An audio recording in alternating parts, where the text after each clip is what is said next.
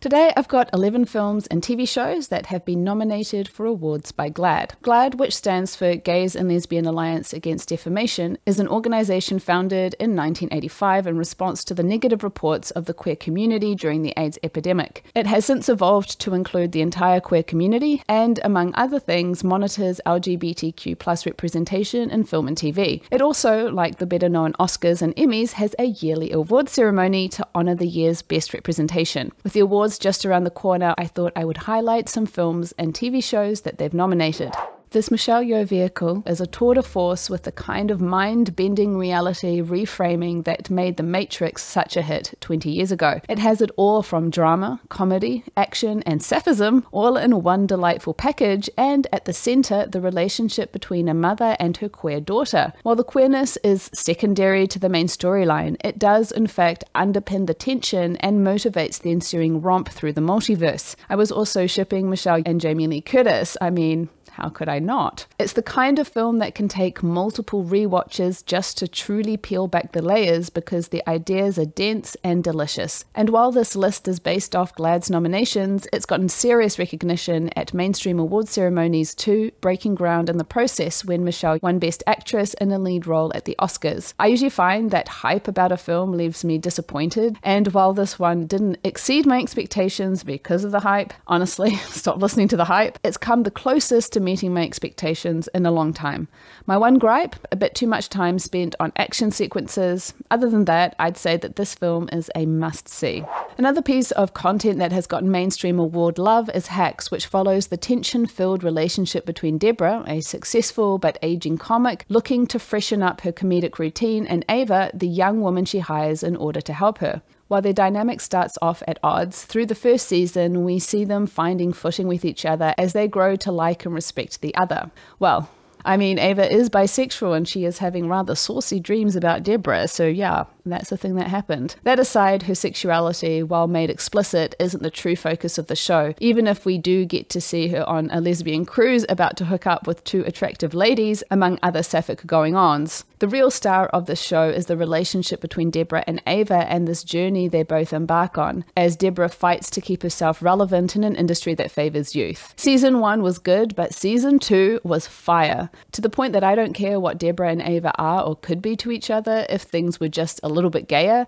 It's perfect just the way it is. Their relationship is an absolute delight to watch in all its fraught tension. The characters are great, the storytelling excellent, and it also hits a really good comedic tone. I get why this is nominated, and best of all, it has a third season already greenlit, so you know you're not going to be plunging your time into a show that will get unceremoniously axed. I'd seen the trailer to Nope a while back because I heard that there was a Sapphic lady in it, so I thought, why not watch it for this video? Well, I thought the final sequence was engaging enough, but I also found myself falling asleep in bits. So, to put it succinctly, not a movie for me, but hey, different strokes, different folks. If you're into neo-Western science fiction horror films where the big bad is some undefined flying monster, if you enjoy the filmmaking of Jordan Peele, whose other works include Get Us Out and Us, this might just be for you. It follows brother and sister OJ and Emerald, or M, who are trying to figure out what is going on when they notice strange occurrences happening on their family ranch in California. There's also a subplot around a crazy ape which didn't really do much for the story except introduce some gore. If you're wondering where the Sapphic part is, well, that's M, who as a character I thought was great fun and helped provide a good counterpoint to her low-key brother. The gay is at a minimum, with just 2 moments to reference it,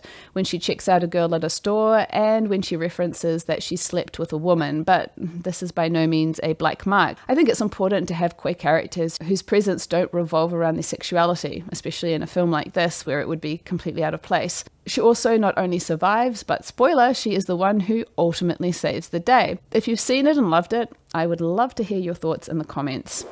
A film I enjoyed much more was Anaïs in Love, which has a lyrical beauty to it. Anaïs, charismatic, hedonistic, and free-spirited, is floating through life, trying to finish her literature thesis, but unable to find purchase on anything or anyone. She picks up and she drops lovers without a thought, and it's clear that her heart isn't really in it. That is, until she meets the wife of one of her lovers, Émilie. Émilie is a writer, and her words capture Anaïs's attention and speaks to her on a deep level. When, by chance, chance she crosses paths with her, there is a spark, and Anaïs follows that desire without thought. It's a gorgeous and engrossing film, although to my Sapphic tastes, and probably to yours too, it takes too long to get to that part of the story, so just be ready for that. That aside, once the women meet, there is a natural and easy chemistry, and the coming together of these two women works beautifully with the themes of purpose and passion to a satisfying conclusion. I can see why this film was nominated.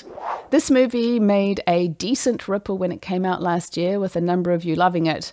I felt more tepid about it, but appreciated the film as a take on the high school comedy. The script was fun and the twist worked for me, and best of all, the girls ended up actually friends, which was a total bonus. For fans of Stranger Things, we got to see Maya Hawke play gay again, which I don't think we're complaining about. It follows Drea, who has been ousted from the popular girl clique after her boyfriend leaks an intimate video online, and in her rage agrees to do revenge with the new student Eleanor, who has her own bone to pick. This film feels like a part of a growing number of films and TV that look at teen girl rage, like with The Wilds and Yellow Jackets, but this one is nowhere near as dark. There are also romantic subplots for both girls, but that's certainly not the highlight of the film, and it's treated as a literal afterthought given we only see them hooking up in the final credits. Personally, I wouldn't have minded Drea and Eleanor ending up together instead. I felt the chemistry for sure. Now, the list of nominations is pretty extensive, and there are a number more that I would like to check out, but time is limited and I want to retain my sanity, so I thought I would quickly mention some of the other nominations I've already covered in other videos. Hopefully this needs no introduction. This queer reimagining of the 1992 A League of Their Own film made a real impact, looking at an all-women's baseball team in the 1940s, as well as the struggle of one black player to pursue her dream of playing ball. It's inspired by real-life women, and it's very gay. I did a season recap, link in the title cards. Season 2 will be its last with only 4 eps, but I guess it's better than a slap in the face. It also made it onto my top 10 pieces of content for 2022, along with High School, based off the real-life story of twin musicians Tegan and Sarah growing up in Calgary, Alberta in the 90s. It was co-written and directed by Claire Duval, who I've mentioned recently as a Sapphic filmmaker to look out for. I haven't seen much buzz in the Sapphic fandom about this show, and it's a crying shame because it's beautiful in a quiet, understated way. Go watch it. I mean, if you watch my channel, you know I love this teen rom-com. It's everything I wanted when I was young but didn't have. It too was on my top 10 2022 list, along with The Fallout, which looks at the emotional fallout of two very different girls bound together by shared trauma when they find themselves hiding out together in toilets when a mass shooting occurs in their school.